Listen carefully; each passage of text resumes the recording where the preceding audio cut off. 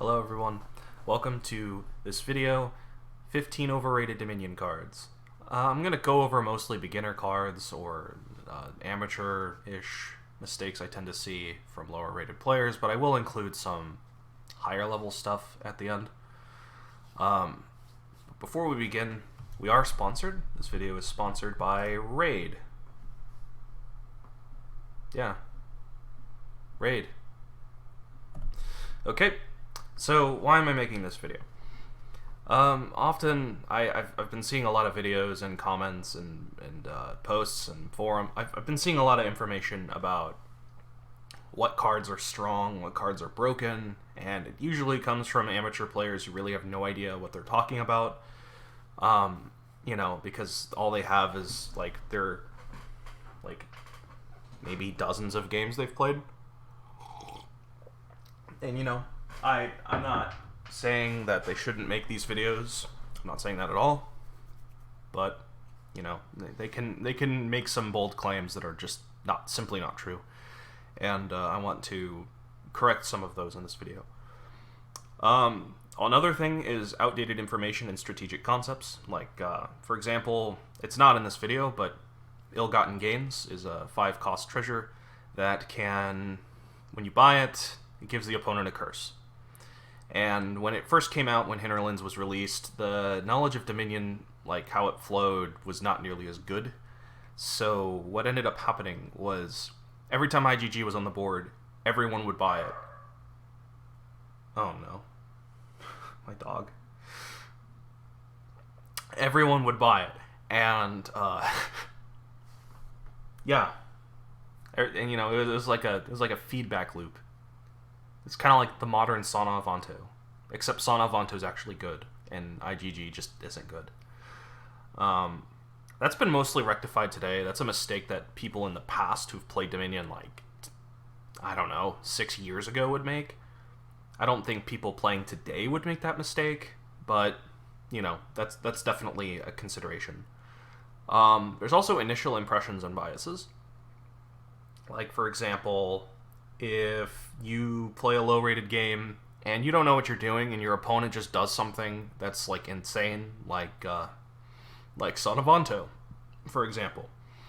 You know, your immediate impression is, wow, they absolutely crushed me. And then, you know, then you try it, and then you beat other people. And then you know, you get this initial impression of what the card is and what it does. And then that's your baseline.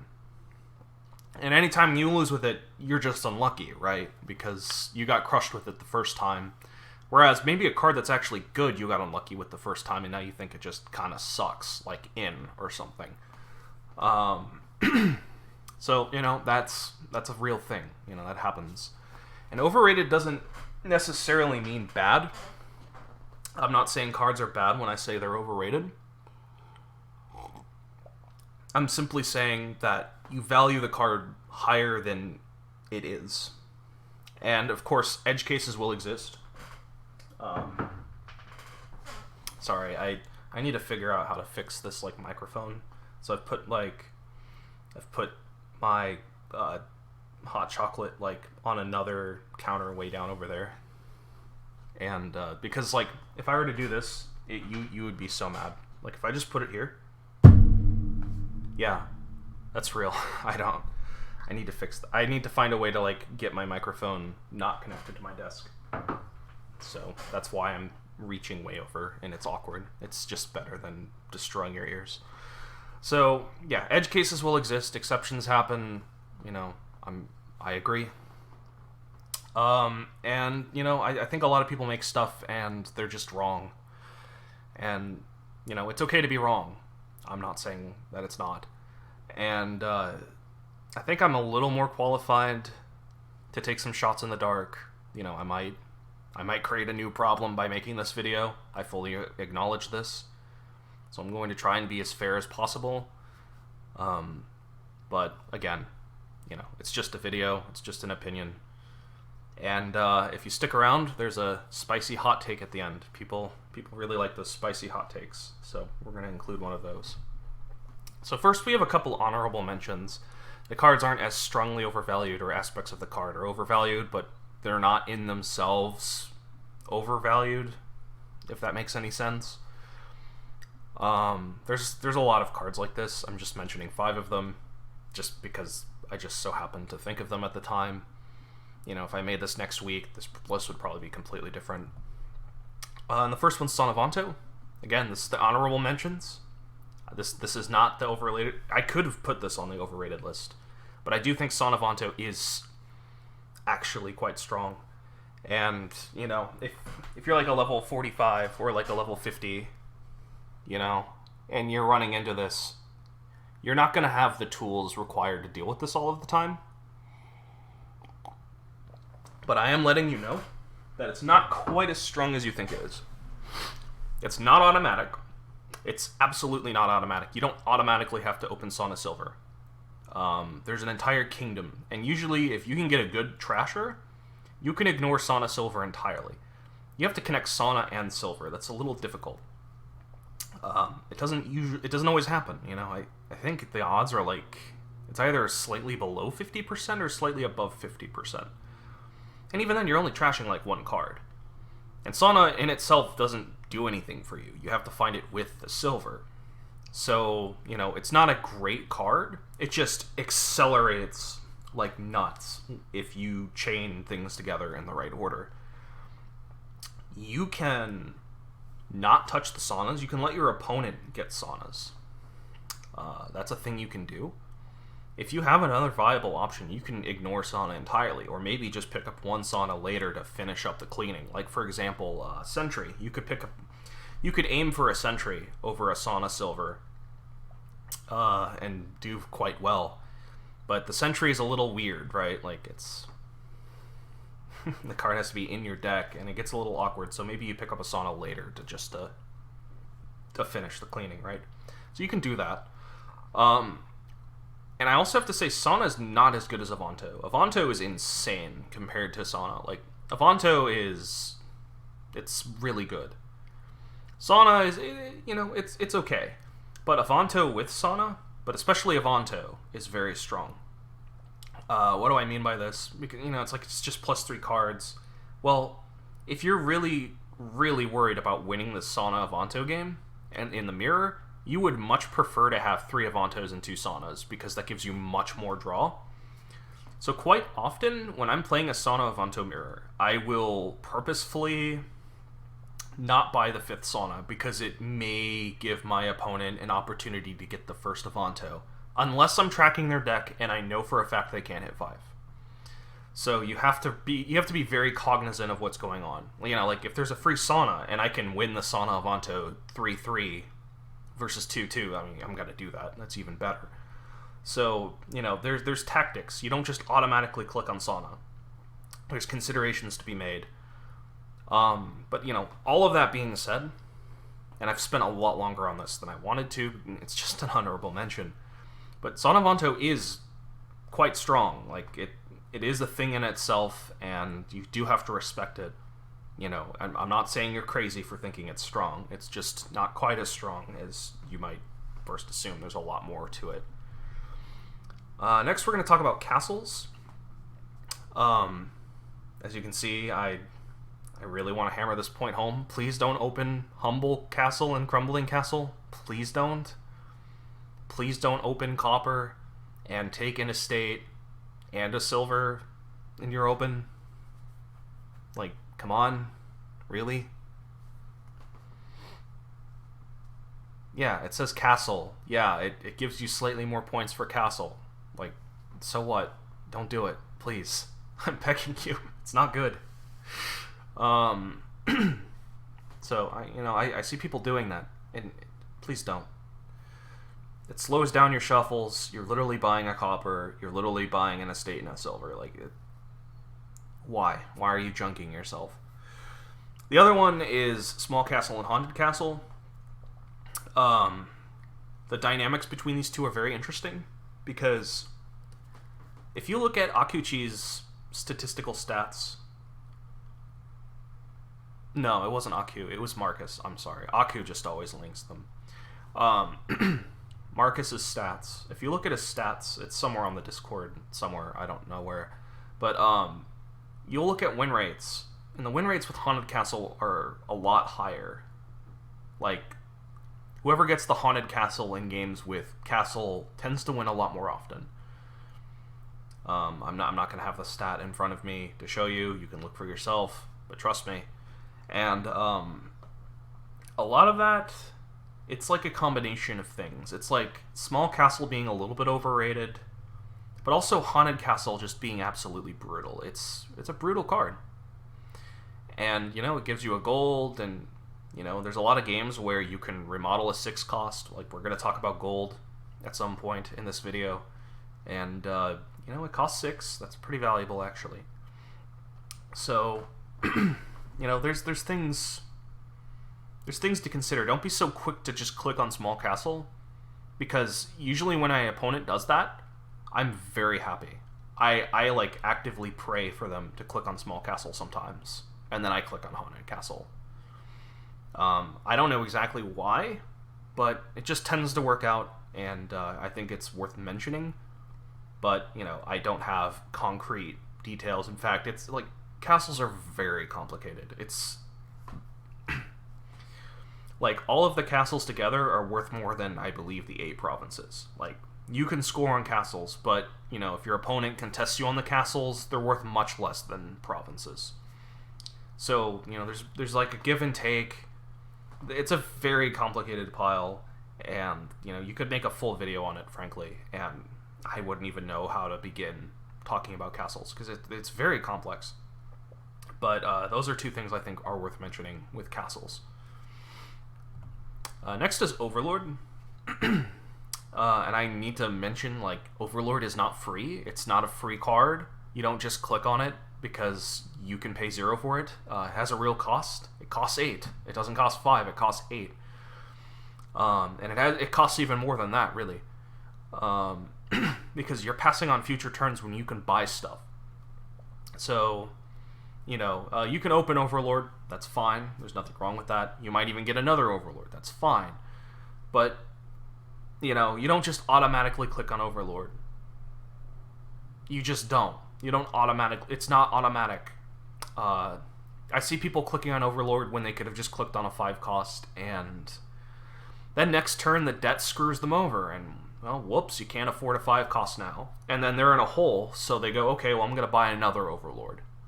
Then they buy another Overlord, and now suddenly you're 6 coins down instead of 3 coins down, because you need to maintain that, like, momentum, the acceleration that Overlord provides.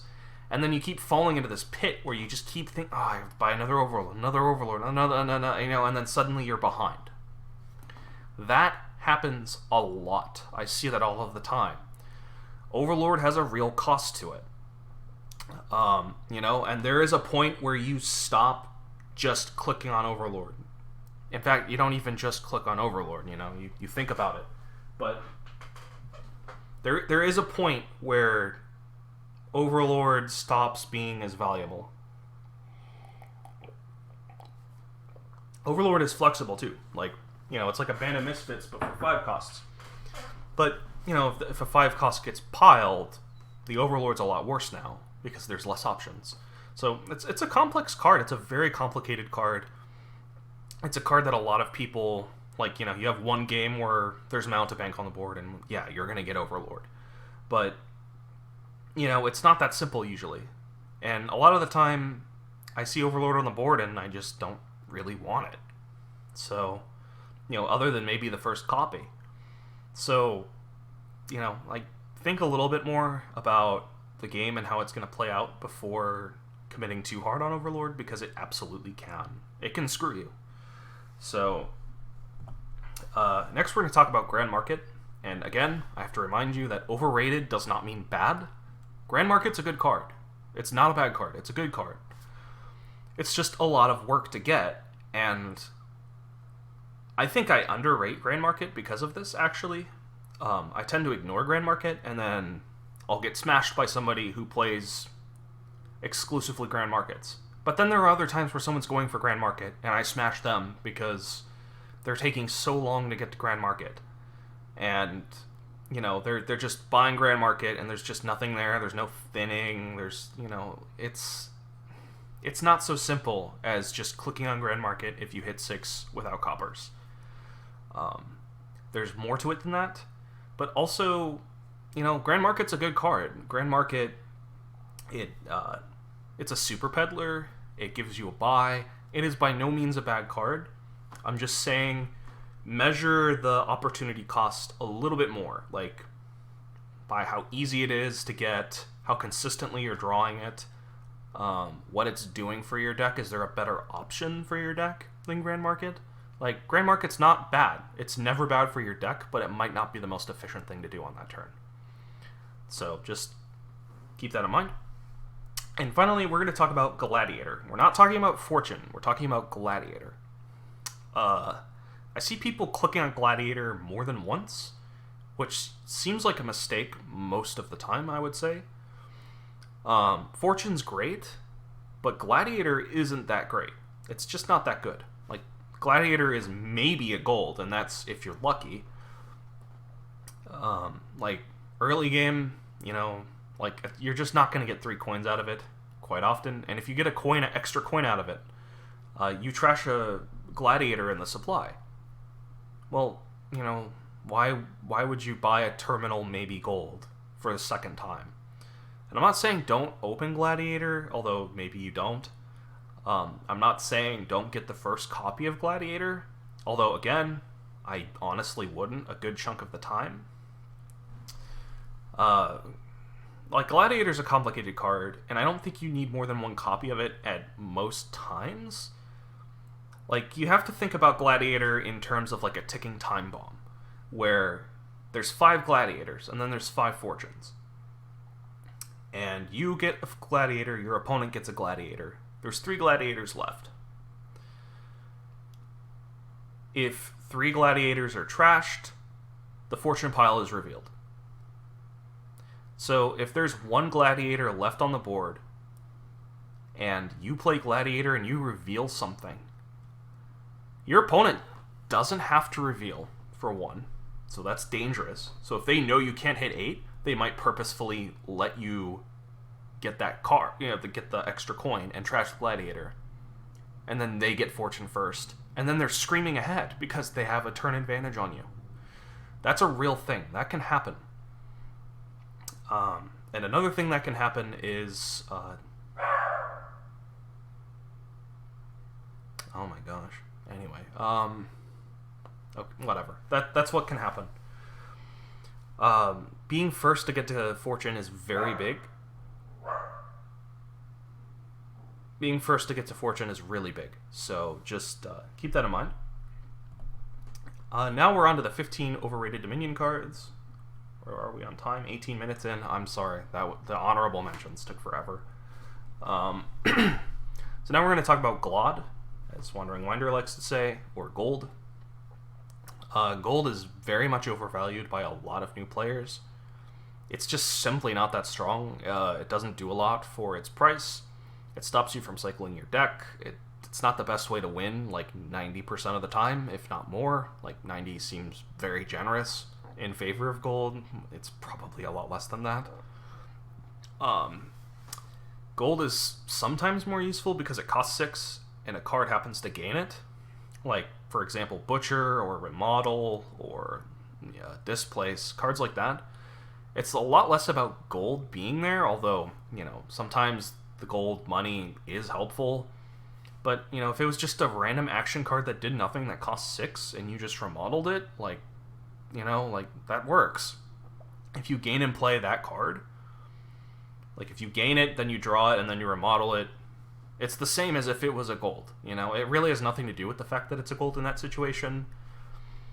But, gold's obviously better than that card. I'm just saying, the fact that it's a gold is not really indicative of it being gold, if that makes sense. It's a lot more about the price of the card and maybe the ease of access of the card. Gold gainers are also pretty mediocre. They usually don't do anything when you play them, and then you gain a gold, and, gold slows you down, and, it helps you hit 5, but, buying 5 costs also helps you hit 5. And buying 5 costs is, probably, if there's a single thing you want to learn in Dominion, it's how to hit 5 and how to hit 5 quickly. And gold, well, by buying a gold, you're not buying a 5 cost. So that's a pretty high opportunity cost, and you know, you have to really weigh that in consideration. I'm not saying gold's a bad card. Oh, it is bad, but you know, it's not always bad. It sometimes is the best thing you can buy. But recognizing when that is, the kingdom has to be extraordinarily weak for you to consider buying gold. It has to be the only payload, really. Like the only way you make money outside of like your immediate deck of probably opening silver and your 7 coppers. Like, that's really the best case for gold. You know, that can happen. Gold gainers, they're nice if you can gain and play them and then use the gold to either as a payload or as fuel. But just gaining gold and, you know, just because it's gold and putting gold in your deck isn't usually the best option. I think is a good thing to say. You know, again, there's exceptions. You know, bad boards happen, but I think gold absolutely is. It's like one of the most. You could put silver on here too, and I was tempted to, but I just don't want to talk about nothing but base treasures. But I assure you, silver is also quite overrated from new players. Province is also quite overrated by new players as well. Which is funny because it is the most important card on the board, like 90% of the time. Like, whenever, like, Province is just like the most efficient scoring you can do in a lot of cases. You know, exceptions exist, of course. There's some boards where just from turn 1 you know it's going to end on a 3 pile, and even then you might buy Province if you can't quite 3 pile but your opponent can, and you know, you want to guard yourself. Like, Province is a good card then. So Province is, it's like the game is centered around Province, but that doesn't mean Province is a great card. It really depends on where you are in the game.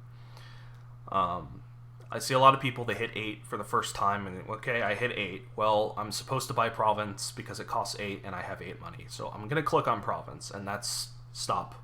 Just stop. That's wrong. You can't do that. I mean, you can do that, but you're going to lose. You need to have a plan in place. You need to know what your deck is capable of. And buying Province early, even on money boards, if you hit 8 for the first time and you only have like 1 gold in your deck, the best thing you can do is buy gold again, and not Province. You know, obviously exceptions exist, but you know, for the most part, you're not gonna buy Province the first time you hit 8 all of the time. You really need to have a good grasp of what your deck is capable of, and by buying Province doesn't do anything in your deck. So, if you're buying the first province and there's 7 provinces to go and you stunt your deck and your opponent builds for just a bit longer, they're going to be able to click on province more times than you by the end of the game, and they're going to win. So, that's important, I think. So, it's very important to keep that in mind. Dominion increasingly is about acceleration. I want an effect now. I want a thing now. And by clicking on Province, you surrender those rights, so you better make damn sure that your deck is prepared to deal with the consequences of taking Province. Province is a pressure card, more than anything these days. By taking Province, you're putting pressure on your opponent and saying, I've got there before you, and I'm going to take my lead and win. Or, I am better capable of beating you now, while you overbuild, and I'm going to catch you for being too tardy. That's the power of Province. The power of Province is that it's a pressure tool. It's a very effective pressure tool, I think. And the last point is 3 piles can also lower Province value because you're focused a lot more on just rapidly ending the game by turn 11 with like a 1 estate point lead than you really are about Province. And, you know, there could be a situation where buying Province just dooms you. in that situation. Like, yeah, you have a temporary point lead, but you really can't do anything about it. And your opponent can just laugh, build a bit longer, and just win. So, Province is overrated, but it's also not. It's just overrated. It's just rated in the wrong way, is what I'm trying to say. It is powerful, you know, it's rightly respected, but for the wrong reasons, if that makes sense. Next, we're going to be talking about Pirate Ship. Pirate Ship is a card that just continues to be talked about as being insane. Like, as of a year ago, there's a video made a year ago I just saw, like, yesterday, that has Pirate Ship being, like, absolutely busted. And I'm sorry, it's not. It's like one of the worst cards in the game. It's terrible. I'm sorry to burst your bubble. It's not even good in 4-player Dominion. I almost said 4-player chess. It's not even good in 4-player Dominion. Yeah, it's not that good. You can quite often ignore Pirate Ship and be completely fine. Well, why is Pirate Ship so bad? It kills my opponent's economy. It gives me a coin, and then eventually I have like a gold for 4. That's great. Except it's not, because A, we already said gold isn't that great. Well, you're working a lot harder to get a gold out of Pirate Ship than you would if you had just gotten a gold for 1. For 2, it's a terminal, and it doesn't do anything for you if you attack. Okay, it kills an opponent's copper, but if you know anything about basic Dominion, your opponent is quite happy to kill coppers, because coppers are not a good card. So you're helping your opponent out by thinning his junk cards for him. Like, you're just literally handing your opponent the win, because you bought a card. Okay, like, now your Pirate Ship's a copper. Okay, well, I'm going to use Pirate Ship again. Rawr! I'm going to hit another one of their coppers. Okay, now my Pirate Ship is a silver. This is 2 shuffles later. I open Pirate Ship. I find Pirate Ship, I play it, and by playing Pirate Ship, it's effectively an estate, right? It's doing nothing for me. And then the 3rd time I play it, I attack again, and then I kill a 3rd opponent's copper. And this is assuming Pirate Ship doesn't miss, because your opponent could have thinned all of his coppers by now, by the way. Because, I mean, you helped him thin, you know? Like, he's gonna finish the job. So after you do that, then 4th shuffle, and by the way, like, 4th shuffle, like, what is that? 2, 3, 4, 5, 6, 7. It could be like turn 10, turn 11. You finally play your Pirate Ship for money. It's worth 3.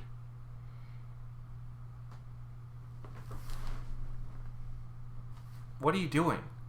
Like, what are you doing? Stop it. Now, you know, you can mitigate this by buying more Pirate Ships. Okay, so now you're a little bit faster. Or you could just not buy Pirate Ship. That's an option. You don't have to buy Pirate Ship. It's not a good card.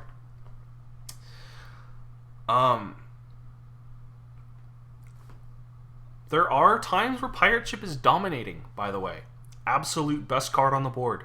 It happens. I'm not, like, kidding you. There's 2 specific scenarios where Pirate Ship really shines. First one is payload. Well, if there's no way to get coins or really do anything with your game other than treasures and Pirate Ship starts looking a little good. It starts looking okay. You start killing your opponent's golds, right? Because they need that. And you want to trash down your treasures as fast as possible so your opponent can't get that. And then you also simultaneously want Pirate Ship to hit their treasures before they trash them down, and then your Pirate Ships are worth 2 and your opponent can do nothing about it. And then they have nothing. And if they have anything, you can, like, I don't know, play multiple Pirate Ships, fish for that one treasure. It can kill Platinum. It's a Platinum killer, you know? It has that going for it as well. That's like the one nerf that Thief 2 Bandit got. Like, I believe... Does Bandit kill... Maybe Bandit kills Platinums, I'm not sure. Maybe it does. I know Noble Brigand doesn't kill Platinum, but Thief did. Thief could kill Platinums and steal them. That was like the one good thing Thief could do. Well, Pirate Ship can at least kill the platinum. The other time Pirate Ship is great is Capitalism. And Capitalism is a event? Project? I'm not sure what it's a rectangular shaped thing. At any rate, you buy it's probably a project. At any rate, you buy it, and all of your treasure cards. I'm sorry, all of your action cards that have coins on them become treasures, and then that includes Pirate Ship. So one of the biggest problems with Pirate Ship immediately goes away, and one of the biggest hindrances of Pirate Ship immediately goes away. Okay, well now you can play Pirate Ship non-terminally. That's okay, but that's not enough to make Pirate Ship that great. But then Pirate Ship can kill your opponent's action cards that have economy on them. That is insane. So Pirate Ship with Capitalism is actually kind of broken, because it circumvents that scenario. But even in those cases, I am not, under any circumstances opening Pirate Ship. Pirate Ship's a card I pick up when I'm ready to pick it up. I'm not going to be opening it. Never opening it. And then, of course, there is the third time, which, if you've read this by now, you can flex on your opponent. You can buy Pirate Ship right before you win, and then be like, yeah, I beat you with Pirate Ship. That's a thing you can do. I'm not saying it's good, but, it is a reason, and I can respect that. Next, we're going to talk about prints.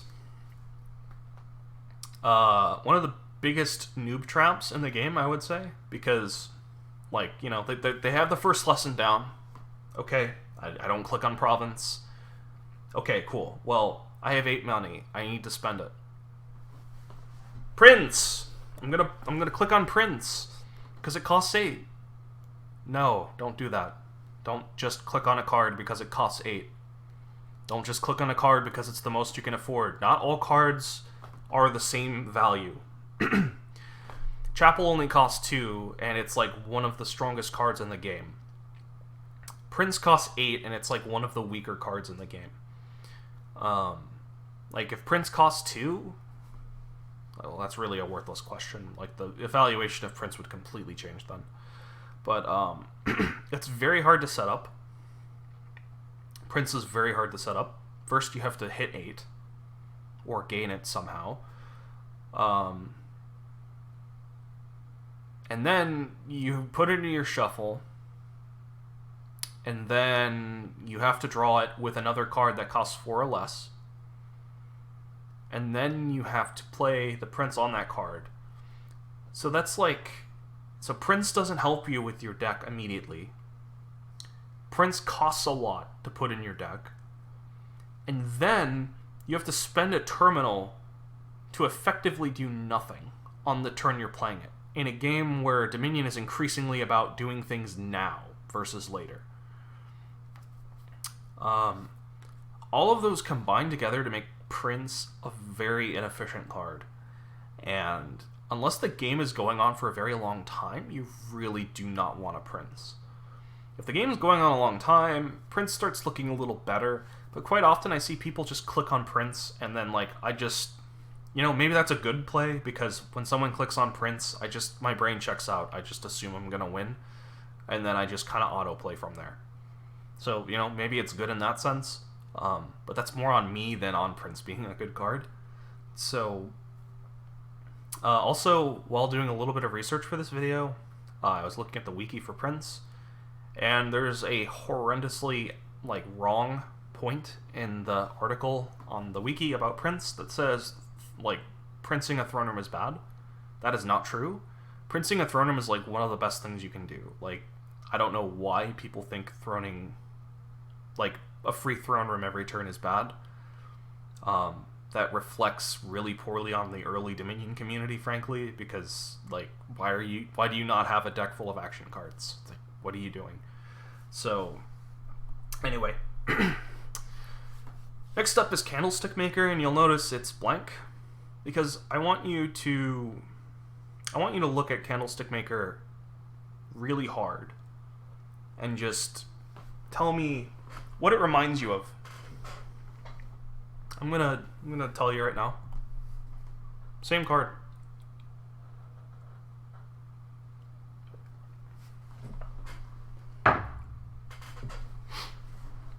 Would you buy this for 2?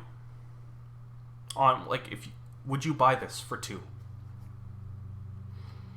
If you opened 5/2, would you buy this for 2? No. No, you wouldn't. It's a copper. It's a copper with a buy on it. So why are you opening this? Why is it I always see people opening this? They get, okay, copper bad, but like now that copper's in action, it's good? No, it's very bad. This is worse than that. This is worse than that. Usually. There are cases where it's not, but you can't even draw this dead. Like, you can draw this dead. You can't draw this dead. You can draw this dead. So early game, this is better than that. But, if you're not winning the early game, you're probably going to lose the whole game. So I would say Pouch is much better than Candlestick Maker. So, just stop buying cards just because it's there. Like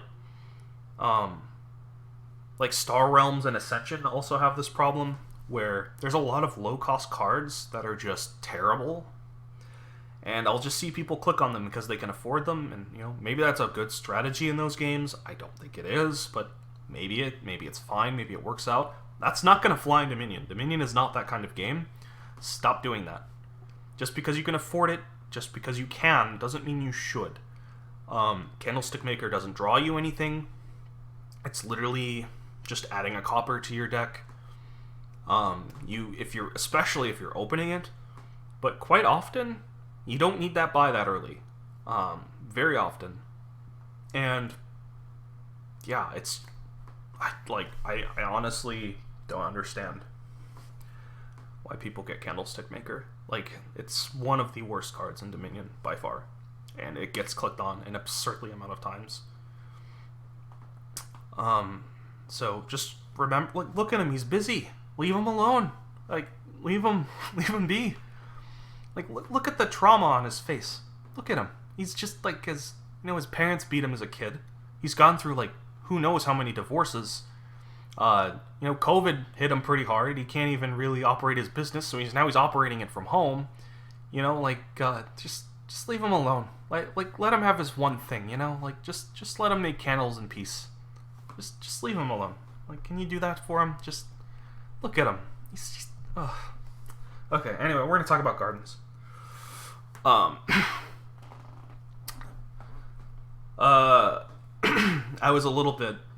got a little bit carried away here because I see this a lot in very beginner games where people really want gardens to work. So they'll try workshop gardens, they'll try ironworks gardens, they'll try armory gardens. None of those things work. Just don't do them, please. Groom gardens is very good, I will say. It's maybe not the best thing to do, but it can be quite strong. It can actually work. You have to do it right, of course. And you can still get burned and lose, but on a weak enough board it is absolutely dominant. Even then, Groom Silk Merchant is probably better, but, we're not talking about that. But, it's not because Gardens is insane. That's a lot more indicative on Gardens happening to be a green card and Groom being absolutely busted. Because Grooms can just autopile, the estates can autopile, and then, all you need is, another 4 or less cost victory card that can score you a decent amount of points. And then you can just bum rush them. And that's the idea behind Workshop Gardens, but it doesn't work because it's super slow. But the thing that it works with Groom is that you can draw cards while you're gaining these green cards. Groom just enables all of this stuff in a way that really Ironworks doesn't, Armory doesn't, Workshop doesn't, because it's just non-terminal if you're gaining green cards. And if you gain a Groom with a Groom, you get a horse. Groom is just absolutely... Groom is insane. Oh my gosh, Groom is so good. It's, frustratingly good. Again, nothing to do with gardens. Gardens are just really slow scoring. Gardens... If a garden becomes a duchy, that's a good game for gardens. So, gardens are very slow. And, again... Dominion is just getting faster and faster and faster because Donald just can't stop printing cards that are just absolutely stronger than like what it used to be. So you get more of those cards in the pool, and then like Dominion is just increasingly ramping up to be faster and faster and faster and more efficient. And we're getting better at the game too. We're noticing things, and like Gardens has just like been on a downward plummeting plunge for like who knows how long. But like if you're still on the Gardens train, like get off it. It's not a good card. Next up, we're going to talk about Marauder. Like Marauder seems okay. It's, you know, it reminds you of Sea Hag, and again, Sea Hag isn't great either, but that's better than Marauder. What does Marauder do for you exactly? Like, okay, I open a 4-cost. I'm going to open Marauder Silver. Okay. I could have a hand of like 2 copper, a silver, a state, and a Marauder. Okay, well, it just stopped me from hitting 5. Hitting 5 is very important. And the Marauder doesn't help me hit 5. It actively hurts me from hitting 5. So by playing it, I'm giving my opponent a Ruin next shuffle, and giving myself a Spoils next shuffle. So we already talked about how gold is slow, and doesn't help you draw your deck. And, yeah. Marauder gives you a gold. Yeah, it's a one-shot gold, but it's still a gold. You know, it doesn't help you that much. And then it gives your opponent a Ruins, which Ruins aren't even that bad. Like, yeah, they're bad, you know, I don't want to take all 10 of them. But please don't just open Marauder. It's usually much better to open another card instead. Trash down, get to 5, get some 5 costs, maybe then you start considering Marauder. Because Marauder is nice if you can play it, then draw the one-shot gold, and then use it. That's probably best case for Marauder. Because you hurt your opponent a little bit, but then like by then, like the game's rolling, and like, is the Marauder really doing that much for you then? Like the game's like halfway over. Is throwing a Ruin in their deck really gonna stop them? Like, maybe it does. I don't know. It really depends on the board. Another thing Marauder can do, which can be useful, is if there's no buy on the board, you can get a Marauder to fish through the Ruins for a ruined market. You can do that as well. That is a thing you can do. You know, it's not half bad. It's also not good, but it's a thing you can do. It's just a really slow card. You know, it's not the worst card ever. There are times you'll pick it up, but it's just, you know, just don't think so highly of Marauder. Next, we're going to talk about Baker. Baker is another extremely noob strat card. Like, I think every one of us can say that we've been beaten by a Baker money strategy at one time in our Dominion careers. You know, it happens. Someone chains together like 8 Bakers and then just absolutely crushes you. It happens. It's not good though. I have to reiterate, it's not an efficient card. It's not an efficient card in multiple ways, and we'll get to that. But the biggest reason you lost to Baker money is because you weren't really paying attention and you thought you had more time than you did. But you weren't wrong, but you like overvalued how much time you had, really. Peddler's very similar to Baker in a lot of ways. Like, we could talk about the coin token, but really it really has nothing to do with Baker. It's just there. Like, don't open Baker, please. But like, Baker is essentially a peddler, but instead of getting a coin, you get a coffer. So you can hold on to that coffer for the rest of the game if you wanted to. So by talking about Baker, we have to talk about coffers. There's 2 ways you can use coffers, and Baker is okay at both of them. First is the hoarding method, and I think this is the best way to use coffers, is just to hold on to them and use them as immediate pressure on your opponent. Like, for example, if there is 4 provinces left, and you have like 12 coffers, you can buy a province. Okay, well, maybe I should say 3 provinces. Okay, 3 provinces. Um, 3 provinces, I'll buy a province, and I'll have like 12 coffers on my mat. And you can see the immediate dilemma. My opponent can't buy a province, because then I can just buy province and win. So it puts your opponent in a really precarious situation where you can win a lot sooner than before because of the immense amount of, like, domination those coffers... Like, coffers are a choice. And when you choose not to use them, and they just sit on your side and just start racking up, it starts getting a little intimidating. You know, like, you start having options. Suddenly you can double province with just coffers. That's a thing you can do. It's quite scary. It might not be the most efficient thing you can do, but if you can get away with it, it's very scary to do. How good is Baker at massing up coffers? It's not really that good at it. It just gives you 1 coffer a turn. You could buy like 5 bakers, but then you spent like 5 turns getting 5 bakers, and maybe you even use some coffers. But then you're generating 5 coffers a turn. And if you can already hit province, you just start massing these coffers up, and then you never dud again, and then you win.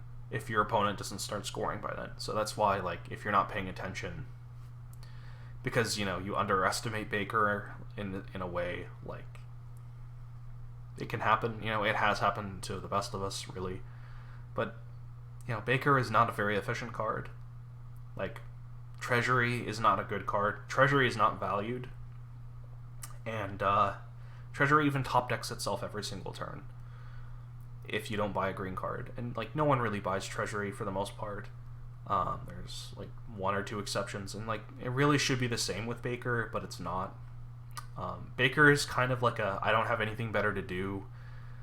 I don't immediately need the coffers, so I can just hoard them for later. Like, that's Baker's, like, best use, I think. And then, you know, there's other things too, like with Butcher, you can use Baker to help fuel your Butcher to trash a higher up. You can do that as well. And then the other way to use coffers is your smoothing turns method, which is also a thing you can do. And usually you're going to do both of these. You're going to hoard some, you're going to smooth turn some. You make considerations for what best helps your deck and the game situation, because you're not playing optimization, you're playing your opponent, so maybe hoarding is just the best thing to do. Maybe smoothing your turns is the best thing to do. You know, I really can't say. That's up to you. And, you know, Baker can do that as well. And I just mentioned that, really, when I said, like, the best case use for Baker is just, like, you have nothing immediate to do. You know, it just doesn't hurt to pick up a Baker, helps smooth things out, maybe gives you some hoarding potential later. Like, you know, it's a fine card. Baker's a fine card, but it's definitely overbought. It's definitely overvalued. If you're going to do, like, a Baker money strat, I would, like, if that's actually the good thing to do, like, you want more golds and less Bakers, I think. Because you'll get to guaranteed province every turn a lot more consistently that way, I think. Alright, we're on to Jester. Jester is a hard card to talk about. It's hard because I've lost to Jester an embarrassing amount of times. You know, so I'm not always I don't think I'm the most qualified to talk about Jester. But I think I understand Jester, so I'm going to do my best to explain how I think of Jester, and how you interpret this is really up to you. But I think this is not a card I'm very good with. I think Jester's a very random card. I think Jester is very unreliable and can burn you more often than it helps you. Like, it flips the top card of your opponent's deck. If you don't have any control over what the top card of your opponent's deck is, it's like, you know, you could flip a copper. Yeah, junks them, cool. You could flip an estate. Alright, cool, junks them. But it's not guaranteed. It's not a guaranteed cursor. It's not a guaranteed copper giver, which is much worse than a curse. Like, it's just so much worse. You could flip a silver, which I guess you would give to your opponent because you don't really want a silver usually. You know, and like that kind of, like, that hurts your opponent, but it hurts even less than a copper. It's just not doing anything. And You know, and then like once in a blue moon, maybe you flip your opponent's witch, and then you get a witch, and by flipping the witch, they don't get the witch. So they have to wait an entire shuffle all over again to get that witch, and now you have a witch.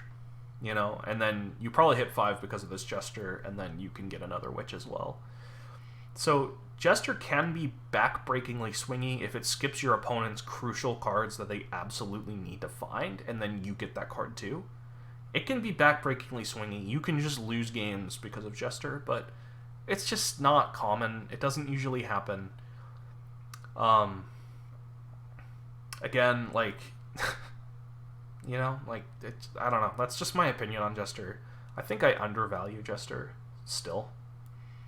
But I don't think Jester's a very good card. I don't think it's a very efficient card. I don't think it's a bad card, per se. I just think it's really slow, and it doesn't do a great job of, well, I don't know, it just doesn't do a great job of what it's supposed to do. There's really not much else to say about it, I think. I think I've explained it. I think if you have deck control, and you're very likely to flip an opponent's action card, I think Jester gets a lot better, because then you can start gaining stuff. Next, we're going to talk about Alchemist. Alchemist is very inconsistent, which is funny, because the whole point of Alchemist is you can top deck them. It's inconsistent in that you might not hit 3 potion, you have to buy a potion. If it's a deck where there's like really no trashing, you kind of almost have to get a second potion, because if you miss 1 potion, and you know your Alchemist stack is gone, and then you're just dying the rest of the game because you know you've lost your draw and your opponent didn't.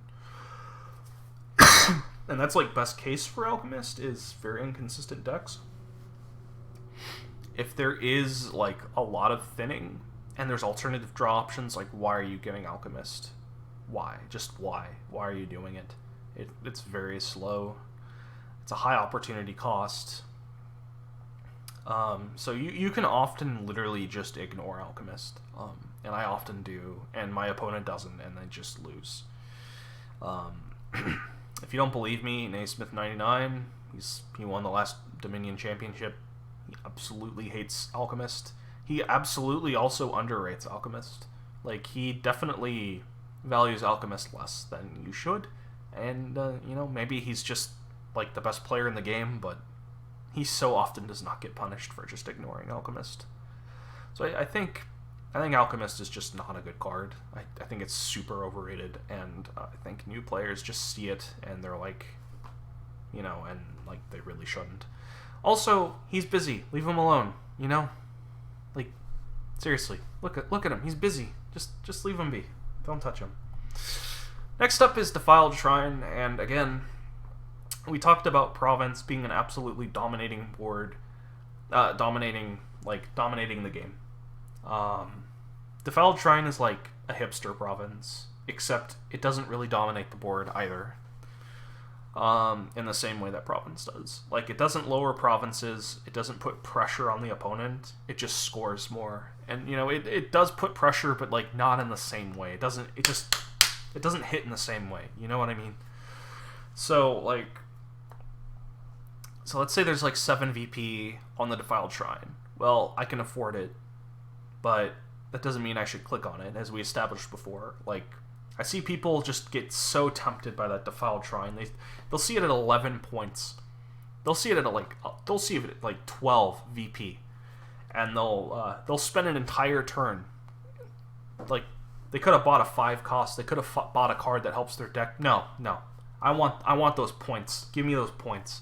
And then they click on that, and then they take a curse for it. And then I literally just go, thanks for playing. You know, thanks. I'll take my free win. Thank you. Like, Defiled Shrine is, like, one of the most noob trap cards in the game. If you can take it for free, if you can kill the curse with relative ease, you know, if you can buy it while not slowing down your deck, like, for example, with multiple buys, like, if you have, like, Workers Village, and you have just all of these buys flying around, and you're well trashed, and you can trash the curse, and, like, okay, maybe you take it then. But quite often, it is just not correct to take, even if you can take it with a free buy. Like, it's not necessarily, like... You take it when you're, like, just about ready to score, or maybe, like, a turn before you're ready to score. If your opponent's going to be ready to score before you, it might be better to take it then. But you really have to know what your opponent's doing then, and, you know, that's very complicated. Flag Bearer. I see people taking Flag Bearer all of the time, and then I just take it, and now they don't have it. Look, flag's gone. Like, it's not there anymore, so you have to take it back. Okay? And then I take it back. Now I have flag. I have 2 Flag Bearers, which are terrible cards, by the way. It's a terminal silver. I can draw them dead. If I draw them together, I can't play both of them. They slow my deck down in horrible ways. But I have the flag, and you don't. And you have 2 Flag Bearers. So what do? I want flag back. I'm going to take it. Now there's 5 Flag Bearers gone. Okay, I'll raise you one. I want the flag. 6, 7, 8, 9. Uh-oh. I take the flag. I have the flag for the rest of the game. Yes, my draws are going to be bad. Yeah, I have 5 Flag Bearers in my deck. But so do you. And I got an extra card for it for the rest of the game. Fuck you, I win. It's that simple. So Flag Bearer is... You can't just think like that.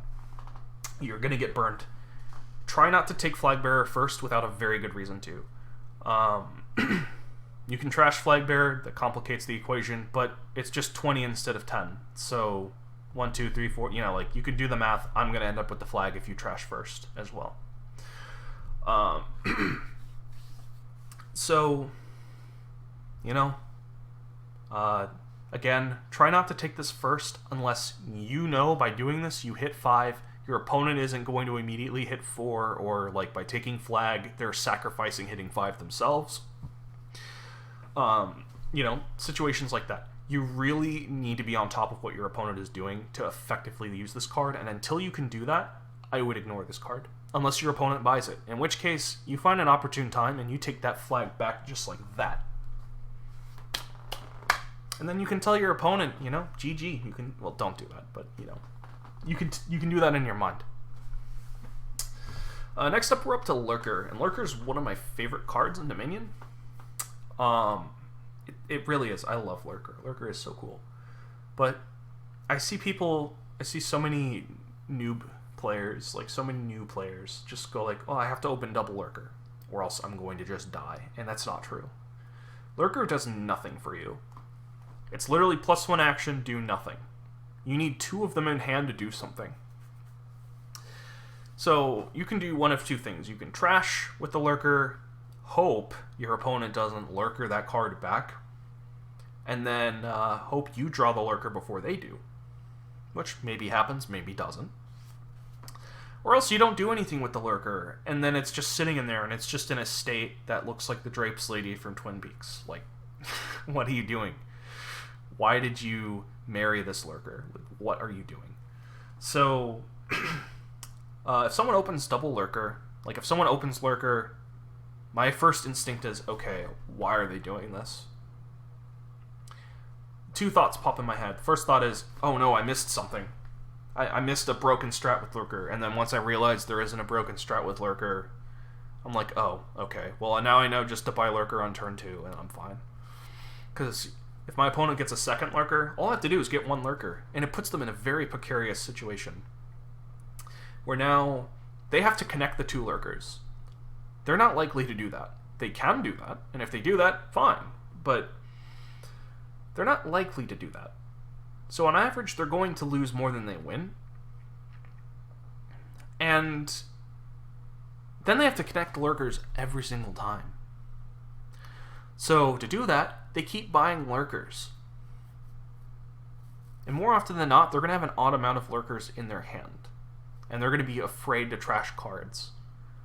Because I might take one. So my 1 Lurker puts so much pressure on his 2 Lurkers. and there's not a lot he can do about it. Like, there's just not a lot you can do. It's quite, it's dark. It's a dark ending. Lurker is a card you want to play. It's a good effect, but it's not a card you really want in your deck. It's not drawing, it's slowing your cycling down in a game where you increasingly want things now and not next turn. So, hammer that point home, I would say. I will say Lurker is broken in instances where there's Hunting Grounds. There's Hunting Grounds Lurker. It's absolutely insane. There's Possession. Just basically anytime there's a high-cost card that is absolutely broken, you can start thinking about slamming the Lurkers pretty hard. Otherwise, maybe lay back on the Lurkers a little bit. They're not. The card scales amazingly well, but it also has very low, really, really low floor. It can absolutely burn you. Second to last card, we're going to be talking about Rebuild here. Just briefly, I feel like Rebuild's talked about a lot, like on par with like Pirate Ship and Gold and Province. Rebuild is like one of these legacy cards that when it came out, no one really thought it was good. Everyone thought it was trash, and then people realized, oh, it actually can be a quite amazing rush strategy, and it's a little complicated. So it took a little while for people to realize this, and then once they did, they started thinking Rebuild was absolutely broken, and that's been rebutted. It's been discredited in top level play for like a very long time. Now it's seeing some resurgence. It has been for some time actually, because now people just see Rebuild and they're just like, yeah, whatever. And then they'll take their time with their build, and then Rebuild can just be like, okay, I'm just going to win while you build for too long. So Rebuild is a timer. Rebuild's a very effective pressure card. But it's a very strange card because it doesn't play well with other cards. It just doesn't. Like, you have to find the green card in your deck. So you need a card that tosses other cards, or you need a card that top decks other cards. Like Artisan works pretty well with Rebuilds. Like Artisan can gain Rebuilds, and then you can gain duchies, top deck them, rebuild them into province. You can do things like that. But those situations are exceedingly rare, and usually the ideas are like, it's Rebuild or play a normal deck. And usually the normal deck will win if you play in a more accelerated way. It's not guaranteed. Rebuild absolutely can have freak shuffles where they'll draw 2 Rebuilds at the top of their shuffle, they'll cycle through their whole deck, get 2 provinces killed, and the next turn they'll have shuffled and they'll have drawn their 2 Rebuilds again. Like, you're not going to beat that. You're just dead.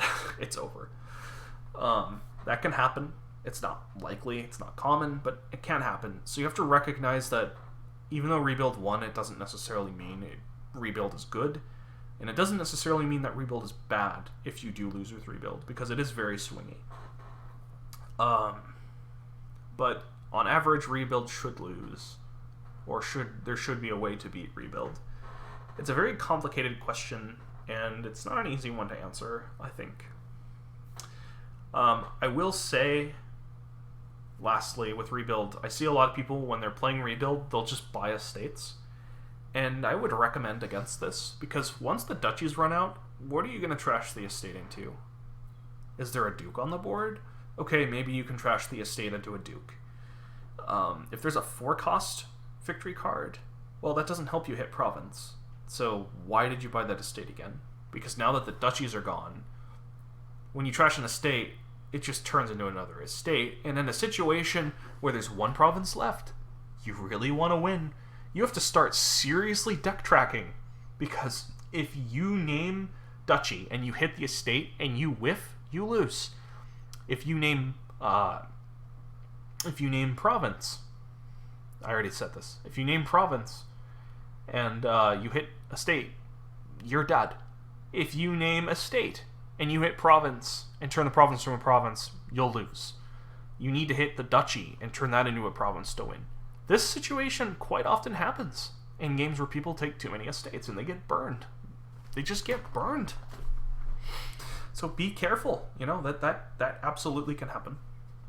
So, you know, again, to reiterate, play to your outs, watch the clock, see how much time you have, you know, just respect rebuild, but it's definitely overrated, I think, by newer players.